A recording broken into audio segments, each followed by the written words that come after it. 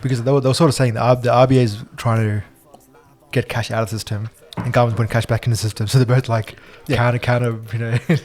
That's right. And it's like it's not. Yeah, they're doing it the wrong way. Like, you know, they're not helping each other. How would Hubert fix this? I like how you always come with this part. So. We'll find out soon. Welcome to the Banjo Pod, the pod where we have conversations to help us level up in our career, our relationships, in parenthood, and life in general. My name is Kevin. We have Hubert and Ash here who have more educational initials on their names than in the letters of the alphabet. How are we doing, lads? All right. Very good. All right. Enjoying a few summery days now. We had a good couple of weeks of rain, right? So, shocker. You know, you're 30-something years old when you start off the podcast by talking about the weather. Mate. Anything new in your lives? Anything worth crowing on about? No, I installed a dash cam. That was pretty satisfying. So, you know, the 30-plus-year-old. If you do need dash cams installed, hit up Ash on Airtasker or give him a call on 0440. Just leave a comment in the sections below. Yeah, he's planning to branch out, so let him know. Boys, 2024 budget has just come out. I don't have the economic education to decipher it, but there's a couple of things that I've noticed, and I'll get your opinion in a second, but the first thing I saw was another $100 million to Ukraine. And I know we've been talking about, you know, this whole Israel-Palestine conflict. I forgot there was a war in Russia and Ukraine. But $100 million there, despite everything that's been happening. I saw it's $1 billion have been given there in total. I noticed some stuff around migrant and international student caps. Defense, $5.7 billion spent in 4 years. A couple of weird things like National Firearms Register, $160 million investment over 4 years. A couple of good things like paid placement for teachers, nurses, and social work. What did you guys make of the budget? And what did you guys make of an extra $300 in your pocket? The 300 I found random because I can guarantee you that the prices of electricity would have increased past that. So I think we'll still be net worse off like normal. That's how they get you. Yeah, absolutely. The things that sort of stuck out, I mean, no budgets, you know, I've never seen a budget that's actually worked properly. But this one, AI's come in. So do you know the numbers for AI? Nice. So they're going to spend $40 million over 5 years. $40 million? Yep, for the development of policies and capability to support the adoption and use of artificial intelligence. What the heck? It's $40 million. Wow. Okay. Let's and look, yeah, this will include $21.6 million over 4 years to establish a reshaped National AI Centre. So NAIC. It's nuts, right? This is why Australia is backwards in this whole space. Like, Americans are just building stuff. They don't, like, there's obviously an importance for policy, but they're actually going and building good product.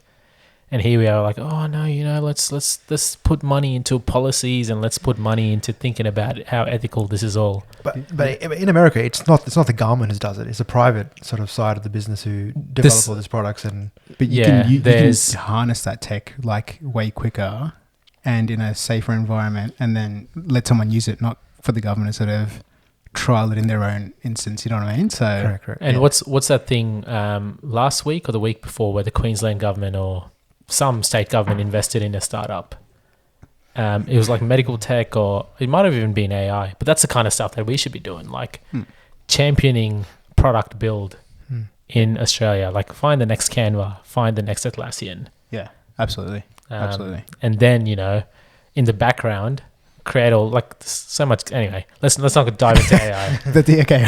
Keep going. That's a bit of a sensitive topic. We'll wait till we see that next LinkedIn post from Kevin. The next one was funding includes So hold on, I'll go back. The government will provide $2.2 billion over 5 years in aged care reforms to continue to implement the Royal Commission recommendations. So significant money. So I just thought it was huge, right? So like they do something, doesn't seem to work in the, you know, whatever they thought it was going to happen, get a Royal Commission, spend a whole bunch of chunk of that, then they try to fix up whatever they screwed up in the first place. if you go back to the original story, it probably was recommended not to do that stuff, but they're like, let's cut the corners and avoid a lot of stuff. So end up back in this endless loop. And it's 1.2 billion over 5 years for enhanced aged care digital systems. So Get nuts. off it. They're all spending money on tech. Getting aged care of Excel. Yeah, that's right. I was like, but the amount of money, like you think about just, there was a seamless system which everyone can access, which is pretty common. Yeah. Not that hard, I think. It's a lot of money. I think people have just really, I don't know, taken the piss in this one. So yeah. That's another one. Like what you're saying is right. Like put money into a company or a person, or champion an initiative where someone builds that. You don't need $1.2 billion for that. Yeah. Or just take it from other countries that are doing it well. Yeah, absolutely. It's like, everyone's got you got a phone. Yeah. You can't be like, oh, we're going to build our own version of our phone. You're like just buying someone else's product, right? And then, putting your own apps on it. Simple. Victor Dominello. That's who you need to run that. Hey, get him on the pod. Wales Gov guy. Get him on the pod. Yeah, mate, I should. Let's have a chat. You liked my post on LinkedIn once. Victor, if you're listening.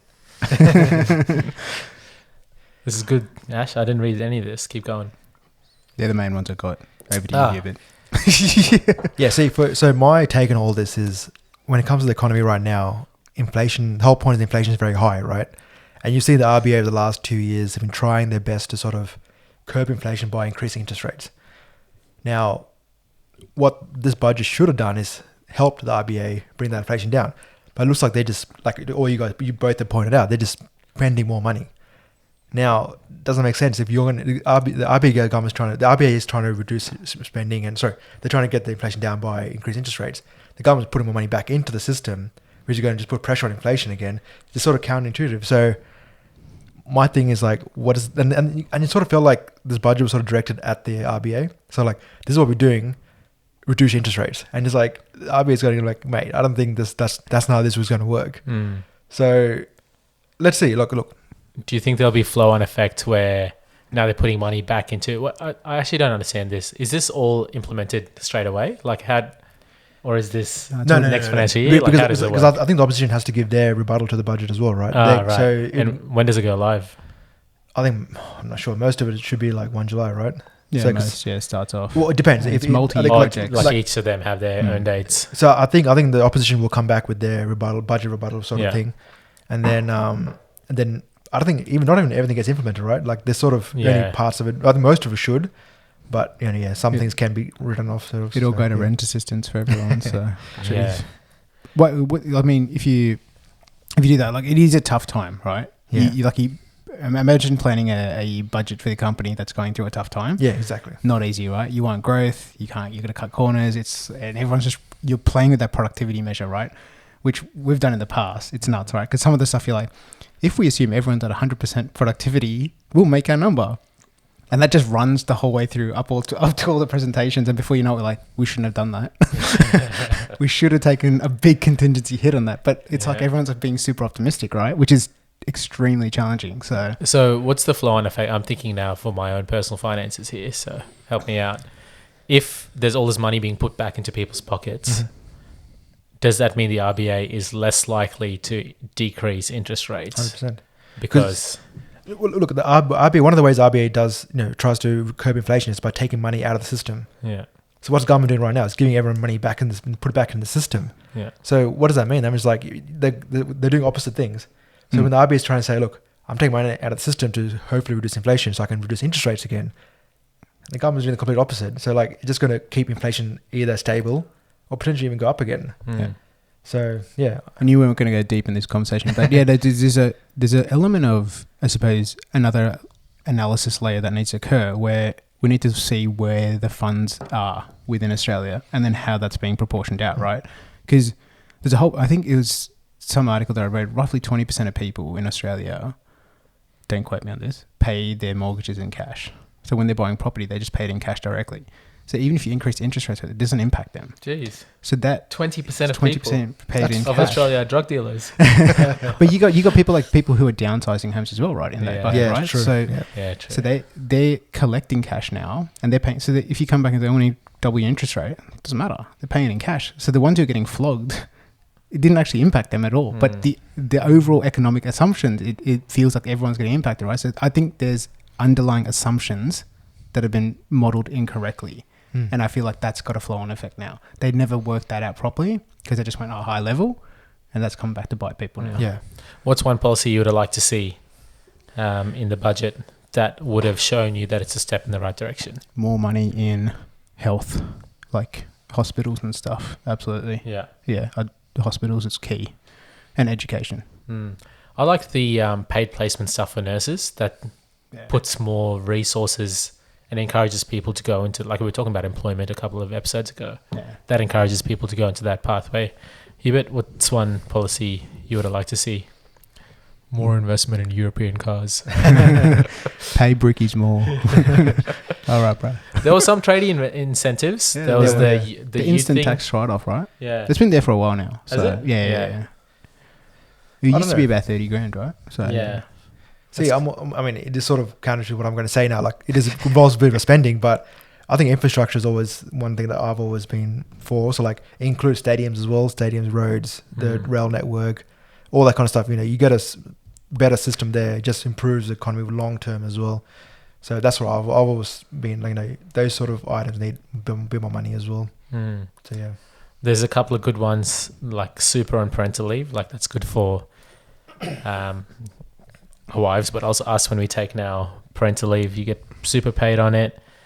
There's a domestic violence one. I know there was a lot of pressure on the government to do something, you know, over the last couple of weeks particularly. So some incentives there for that. But yeah, I mean, I didn't look too much into it. I like the caps, but also the incentives for graduates, particularly from the mother nation in India. Indian graduates, early career professionals aged up to 30 with skills in education and targeted sectors, probably tech, to live and work in Australia for 2 years.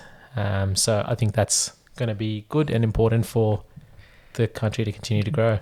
Did you hear about the one? I think John Howard came out and said, he, you know, to instead of relying on immigration, was to increase, you know, births within Australia. Oh, have a third child, and he brought the thing as you should bring back what's that policy where is a child incentive to do? You have a kid, the child you get like a child bonus sort of thing. Yeah.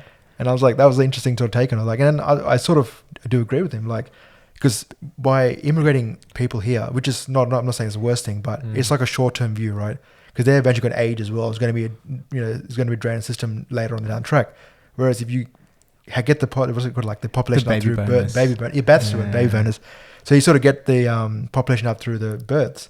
That sort of, you know, it just sort of helps, I think, the system a whole lot better. Well, I remember seeing that, and then the wrong people were having babies effectively because you'd have like it's true 14 it is a good incentive trying to pop out kids because they're like, oh, I'm going to get anywhere from 2 to 10 grand.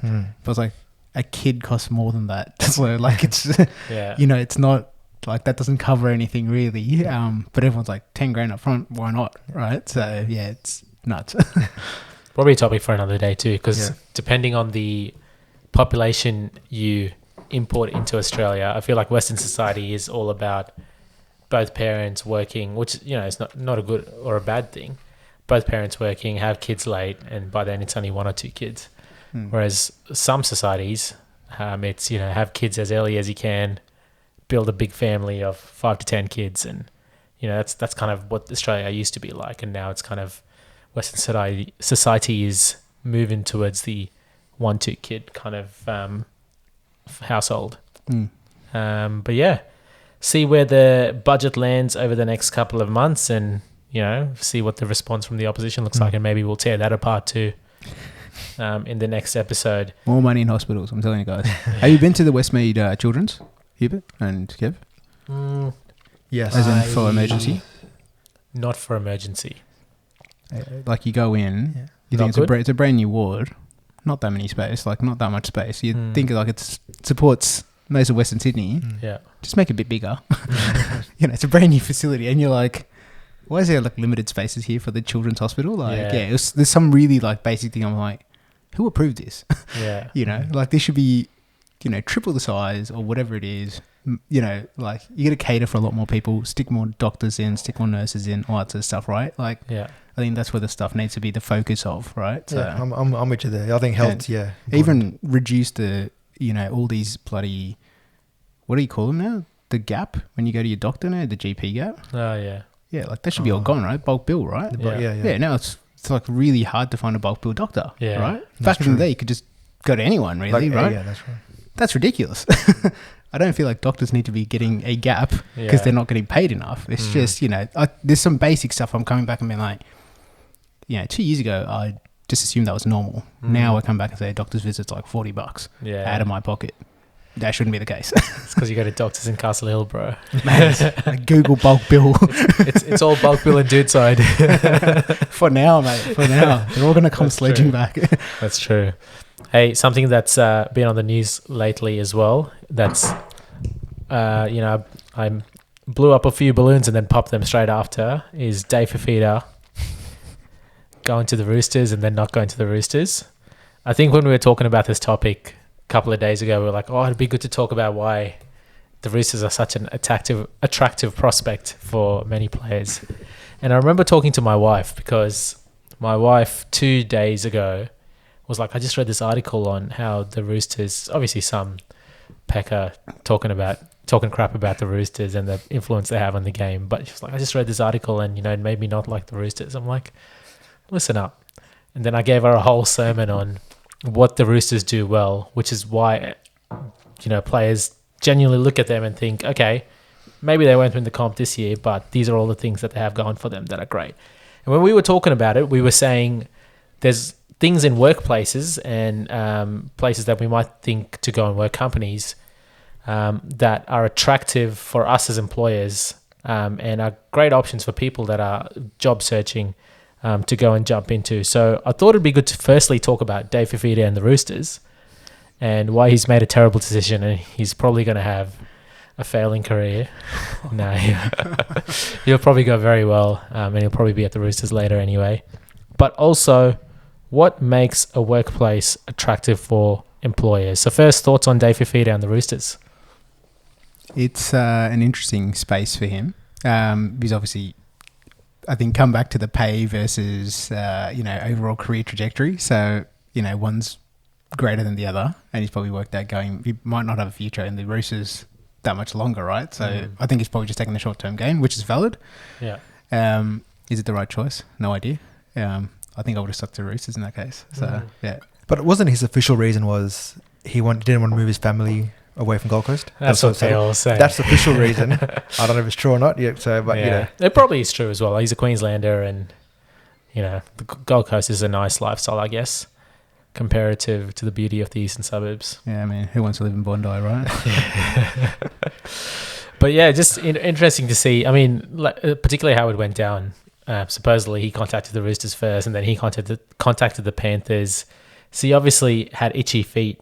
And then, Des Hasler, he's a coach for Titans, right? Yes. He's been building, quite nicely. And even though they've only got a couple of wins, I think they've been playing really well to lose a few games. So maybe he sees a vision. I don't know.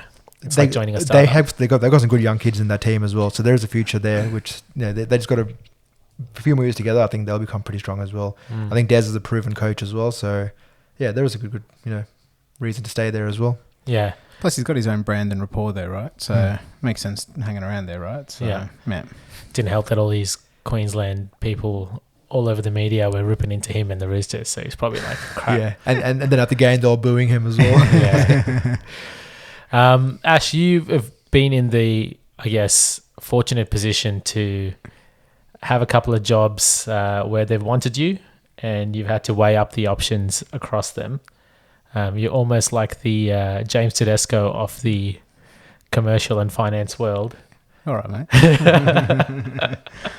What have you weighed up when you've looked at workplaces, and how has that changed over the years? Yeah, right.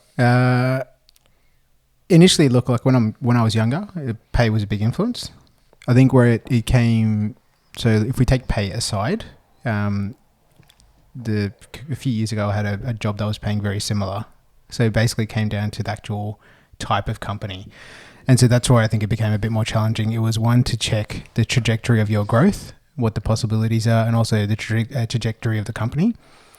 The other place was where you're talking to people and asking them about the their workplace culture, and everyone obviously gives you the spiel of how good it is, but then you sort of get to sift through that detail to come back and say, where do you want to actually work? And then I actually got some mates' opinions and went, which one? So sort of a collation of everything, some Googling, and that's how I actually got to my decision there. So yeah, it's been interesting to say like which ones I've chosen for whatever reason, but for me, I wanted high growth, and at that time I wanted a leadership team that was younger, who were really aggressive with stuff, and that's exactly where I went. And are there questions you asked off, I guess, I don't know if this is an interview, you reach out to people individually, like how do you like I know in the NRL world, when they want information, they go sit down with the coaches, they go talk to players that play in that system. Like how do you do that in your situation? Yeah, absolutely. So you can ask directly in the interview, and if they don't have the answer, you can say, can I talk to someone that can actually give me that information? So generally, because I've usually sat in the finance team, they can sort of tell you sort of like rough budget guides and, you know, their expansion plans or not, or if time's going to be tough ahead. So yeah, in that case, I sort of planned it around that. With one of the companies, they were pretty clear on they're not going to want to grow, and there was a disconnect between like head office and that subsidiary. So I was like, oh, I don't want to be walking into tension like that straight away. Whereas another company were like, they were more the younger, so therefore willingness to change is higher. And for me, that's a big thing. So you can almost go on that journey with them, have your influence as well. So for me, that was a game changer. So yeah. Hubert, have you ever been in a situation where you've tossed up between a couple of jobs?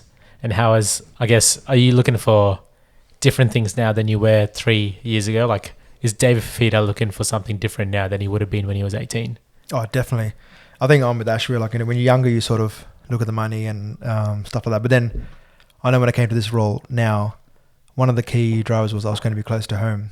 And then that's what they sort of pitched to me, saying, look, new company, going to be close to home, we're flexible. And I was like, I was just about to get married around that time as well. So I was like, that could be where I want to be. You know, there's going to be a lot of change happening in my life. Something close to home, stable, something like I'll still enjoy. I think that's what sort of drove me towards where I am now. And I'm very happy where I am right now. So it's sort of like, yeah, so there are a lot of factors outside of money that sort of, you know, drive you as well. And for me, definitely was being close to home. That was one of the key factors for me. It is a game changer when you're, 10 to 20 minutes out from home versus like an hour bus ride to the city. Like it is like, because it does wipe you, right? Because it's an hour back, it's 2 hours a day gone. Yeah. Like, yeah, you don't realize how exhausted you come back, especially like you got like a young family now, completely drains you. Yeah. So you come back exhausted, like they're ready, it's like, oh, jeez. Yeah. Quality of life is definitely a thing. I'm going to give you some examples of why the Roosters are a great system and why it aligns with good workplace culture and options what people look for. So take this how you will. This is the spiel I gave Ashby. So firstly is pay. You guys spoke about that. Pay is important. Helps you feed yourself, feed your family. Second thing is the environment of success. So being surrounded by A players. So when you go into a workplace, if you know the people around you are top quality performers, so like you go into a Facebook or a Canva or something, everyone around you is top quality. They're cut from the same cloth, so you're going to grow as a result of that. Third is good leadership. Ash, you mentioned that with like young leadership in places that you've gone to, because it will give you the energy and the growth that you're looking for. Stability is key. Like obviously going into a company where they're clear about where they're going. There's not much, choppiness. They're not struggling for cash, all this other stuff. Future prospects and growth, which ties into all of that lifestyle. This is another thing I told Ashby, like people come to the Roosters because you get the beach lifestyle. Now I get it. He's coming from Titans, which is very similar, but they were talking about Roosters versus Penrith offering the same money. Like it's literally, do I want to play with Cleary or do I want to live by the beaches? I mean, Penrith Beach is a thing, mate. Don't discount it. Pondi. For 4 months a year it is. So those are, obvious things that Fifita had to contend with. And he's obviously gone with more money, being close to family. Are there other things that you guys look out for when you shop around for jobs?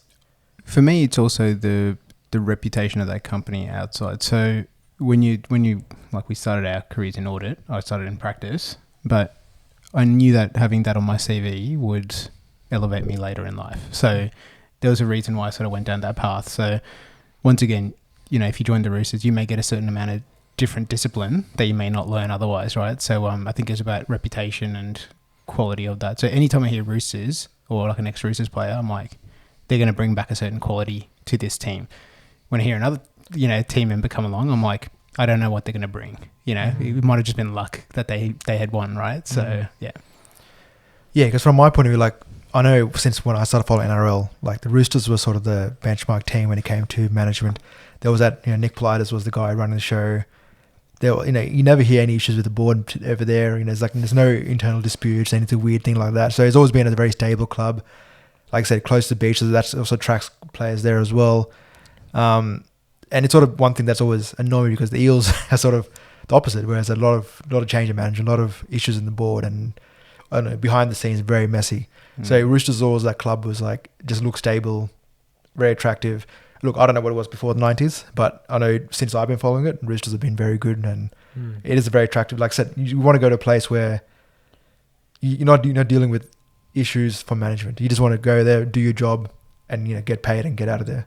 And you got some serious heavyweights on the board, right? Like you got like Mark Boris and stuff there, right? Like he's not an idiot. He's very, very intelligent, right? So if you got some really capable, strong, smart people who are financially also driven, the company will be a completely different spot to you got some short-term person that's just trying to get a logo on their jersey, right? So much more different interests, I think, aligned there. Yeah. We'll see where the Fifita saga lands, how he goes in his career, but no doubt Roosters will be able to attract a lot of top quality players. How are you guys feeling about your season so far? Tigers and Para? After the 2-game win streak, pretty much riding on cloud. Yeah. The Tigers had for a while, they looked pretty good, and then I don't know what happened after that. A series of unfortunate events, I say. So, look, I think a few bad calls, but they've not been resilient enough to figure that out. They're not polished yet as a club, right? Like, yeah, certain things will happen in a game. They just need the ability to come back and bounce back off that. And that's where someone like Storm or the Roosters or, in this case, Sharkies, like they bounce back really quickly, right? So these guys, like, matter of 10 minutes, you can lose a whole match. So, that's a really challenging part. So, yeah, I think the challenge will continue though. Yeah. Parramatta? Yeah, I think the Eels, losing Moses was the end of our season there. I don't know what happened. Ever since lost Moses, we just like, it just doesn't look like the same team at all. I think we're missing that leadership on the field, and someone directing. He's a big part of the team. Oh, he's huge. But it's sort of like, I think as a first grade side, you shouldn't be relying on one player that much. Yeah. But it feels like the Eels over the years have been relying on one player, like the Hayne, Moses, those sort of players. So it's sad, but hopefully when he comes back, we'll start putting some wins together and maybe scrape the 8. We'll see. So yeah, let's see what happens. Maybe next year. How are you going with the Roosters? I think the last couple of weeks have probably been, they've looked better than they are. Sharks will be a good test. It'll be a top 4 team they're playing. Is Hines back in this one? Or? He's named, but he hasn't trained. But I think its consistency is a big thing. And I don't know what Robert does. He just randomly drops players. Sam Walker will probably get dropped next game again. So there's obviously a lot of things happening there which he's not happy with. But the best thing about the last 3 weeks are consistency in the squads he's named, which I haven't seen in like 3 years. So I don't know. Hopefully it's all clicking together and we're there in the top 4 at the end of the season. Good stuff. But I got to be, remember the few episodes ago where we gave our tips of premiers and Dally M? Yeah. When you said yours, I laughed. Now looking back, I'm like, mate, Nico Hines is up there. Yeah. Roosters look pretty good. I'm like, oh man. Edward's leading it right now. I think so. That's right. Yeah. There you go. He'll probably win it if Cleary doesn't play as many games as well, Edwards. That's right. Killing it. Guys, YouTube chivalry. You walk across the house with you guys that have kids, you know this feeling. You walk across the house, you see a dirty sock on the floor. This sole, lonely, dirty sock. What do you do? Do you guys just leave it there and walk over it? I take Mike's sock off and put it next to it. Add to the pile, right? Add to the pile. That's the new sock pile. Yeah. Or do you, if your wife is watching, pick it up and put it in the laundry basket? Yes, that's exactly what I'd do. To avoid a HIA. Because that's the right thing to do. Just like the right thing to do if you're watching this video is to like and subscribe, because it helps the algos, helps us, and helps us make better content. So like, subscribe, please. Comment if you have thoughts on the budget or on workplaces, or if you think Roosters are the greatest team ever. If not, goodbye, good luck, and thanks for listening to the Banjo Pod, guys. See you guys.